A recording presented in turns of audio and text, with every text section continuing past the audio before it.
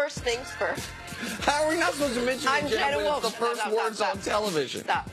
That is the Hall of Famer Chris Carter. That is Nick Wright. You are my two favorite people at 6:30 in the morning on the planet right now. Can I tell you something? I feel good. How much respect I have for you, Jenna Wolf. Jenna, we started this show the day after Labor Day. Jenna's been sick for 90% of the days. She's only missed 3 shows due to it. You're once again battling through it. Jenna has the common cold, but it is what was it? Who had the leg injury? Sam Bradford. Remember the knee bruise that almost led to an amputation? Oh, yeah. Jenna Wolf has the common cold. Only from the knee. It's going to lead to a convalescent home, but she's fighting through it every morning. So I appreciate it, Jenna Wolf. The thing about it is the center that she's going to, their fitness program's going to get an upgrade. Everybody working out. It's all these late nights of basketball is what's doing it to me. Let's say that's why I'm getting sick. Absolutely. Good for you. I'm up very, very late watching the basketball. Let us start with the Sixers and consider the process trusted, everyone, after 4 seasons marred with losses, and not the close ones, but the really ugly, lopsided losses. The 76ers have finally won their first playoff series since 2012. They beat the Heat in 5 games. Happened last night. Philly got double-doubles from both their young stars. You know the guys, Joel Embiid and Ben Simmons. They will now enjoy the moment and then await the winner of the Milwaukee-Boston series. All right, Cece, let's start with you. How have the Sixers been able to overcome such a lack of experience? Because we said going in, the real knock on them was the fact that they had so much energy and they played so well and they're such a cohesive unit. But they have no playoff experience, so that was going to hold them back. It didn't look like they were being held back in any way. Well, playoff experience through the years has always been a benefit to teams that have it. So in Philadelphia, that's really all we can say about their team. Simply, they don't have a bench, either something about their coach, something about their star players, their role players. But they don't have those questions, so all you can really do is say, man, what are they going to do under the gun? But it's not a youth thing. We say the same thing about Houston. Man, what is Houston going to do? They got experience, but they don't have experience together. Or the experience that they have isn't good. Is bad experience. Right. The thing that I believe, there's a number of things. There's no one thing. Talent supersedes almost anything. They're a very, very talented team. Even on the biggest stages. But they're talented. I mean, they have maybe once every 20-type year player in Ben Simmons and Joel Embiid.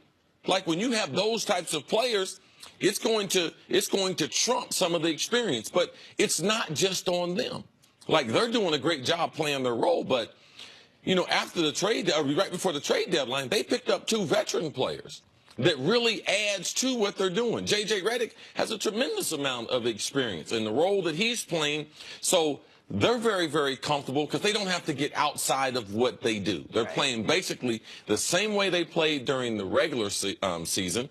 And Joel Embiid, he's been out of college 3 years. 4 years. 4 years. Ben Simmons been out a couple years. So it's not like they were playing in the NCAA tournament last year. Sure. So they have been around the NBA. I think that the other pieces, their ability to get to the free throw line in the playoffs, like a veteran team, that's how they're able to overcome experience. Besides, man, this is a good basketball team. They're a good defensive team. They're a good shooting team. And they're really talented and well coached. I'm going to answer your question, say 3 things they have that has trumped the lack of experience in no particular order of importance. 1, excellent coaching. Brett Brown saw this through the fire. The team allowed him to see this through the fire, so he has the respect of his players, and he has proven to be a very sharp head coach. Point 2, team building as a whole. Adding Ersan Ilyasova and Marco Bellinelli, as Cece alluded to, realizing, you know what, instead of overpaying on a multi-year contract for a B-plus player, why don't we way overpay on a 1-year contract for a B-level player who fits us perfectly in J.J. Redick? Things like that, to where they are, we talk about the Rockets, they have a similar analytical approach to what are good shots, what are bad shots, and the players we acquire are going to focus on the good shots rather than the bad shots. Robert Covington, another example, one of the hidden gems of the process. And point 3 is this. They got swagger, man. And it matters when we talk about playoff experience, one of the reasons that matters is you have to have the confidence that the moment is not too big for you. And Joel Embiid and Ben Simmons carry themselves with this swagger of, I am the best player not only in this game, but in every game I play in. You cannot stop me. Some of that swagger just comes from physical size, that in every game Joel Embiid's played in, essentially, since he's 16 years or older, he's been the most physically imposing guy. And by the way, Ben Simmons, same thing with him as far as guys at his position. So they carry themselves with almost a tough guy bravado that has proven out to work thus far in the playoffs. Like, they have a punch-you-in-the-face defense. They play at a frenetic pace. And this year, if they don't turn the ball over, when they turn the ball over a bunch, they're a 500 team. When they turn the ball over just less than 17 times, so they can still have 4 turnovers a quarter, they're 35-9. If they take care of the basketball, because they take such high efficiency shots, because they have so much talent, and because they're so well coached, they're as good as anybody in the league. This is a team that lost 1 game in the last 6 weeks. 1 game. They had that phenomenal stretch coming down, and then to start the postseason like this.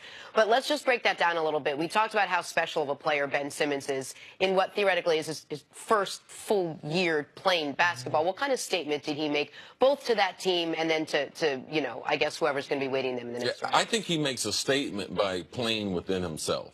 Not trying to shoot. I've criticized his inability to be able to shoot beyond, say, 7 feet. But he's played his game. You know, he's been a floor general. He's played good defense. He's a young kid of a few words. Doesn't play with the type of emotion that you see him go up and down like younger players do. He plays with a swagger, with a confidence that Nick talked about, but it's a quiet confidence that we typically don't see. Typically, when guys have confidence, you see them talking to let you know that they have confidence. Very seldom do you see. Ben is a lot like LeBron. You won't see him saying a whole bunch of things, but he has that quiet confidence that other guys have been able to feed off. So this inexperience, when you are a once every couple decade type player, like your life, Ben Simmons, he thinks one day he's going to be the best player in the world. So this is just part of the process, being in the playoffs. I like the fact that they don't think that the process is 2019 or 2020. Right. They think that the process is right now, and they're good enough to win right now. And Joel Embiid is even taking on himself. Draymond Green and him has struck up a relationship where him and Draymond are texting during the playoffs, and Draymond has been trying to tell him some things to be able to help make that learning curve not so steep for him about what to do in the playoffs. After the first couple games, Joel Embiid was a little overwhelmed by the crowd and how they embraced this team and the overall noise in the first 2 games in Philadelphia. So they're doing a number of things that would get them to the position where they would be comfortable in that spotlight. And thank goodness Joel Embiid's not a pending free agent, because the last pending free agent, Draymond, was texting her in the playoffs, then signed with the Warriors. So we don't have to worry about that. But the confidence that winning this series the way they did in pretty dominant fashion. I said yesterday or day before, the playoffs are supposed to be hard. These games were hard for Philly through the first half, very often through 3 quarters, and that had been their biggest weakness all year if you watched this team all year. They were not a great second half team, and they were a bad offensive fourth quarter team. In these playoffs, they've been extraordinary in the second half, particularly in fourth quarters. I don't want to overstate what they did, because Miami was a great matchup for them. Miami does not have a single offensive player that really scares you, and we know how good Philly's defense is. And in the next round, they're either going to face a team in Boston that I think has the coaching edge, or a team in Milwaukee that will have the best player in the series. But Philly should be a favorite no matter who comes out of that Boston-Milwaukee Yeah, I series. think being the best player in the series is an overrated thing, especially when you look at the collection of talent around someone like Philadelphia. I'd much rather have what they have in Philadelphia. They can have Giannis. Well, particularly because the gap between Giannis and the best player now, in Philly with is the not three-point huge. line, the guy who's the best player becomes less relevant because so many other role players can contribute to the process. All right, again, Philly now waits to see the winner of the Celtics-Bucks series. Chris Broussard is going to be with us a little later, break down that game as well as everything else last night. Coming up, we'll talk a little football. Gronk is officially returning, said so himself. Should we pencil in another Super Bowl for the Patriots, or maybe Penn? That's next. First things first.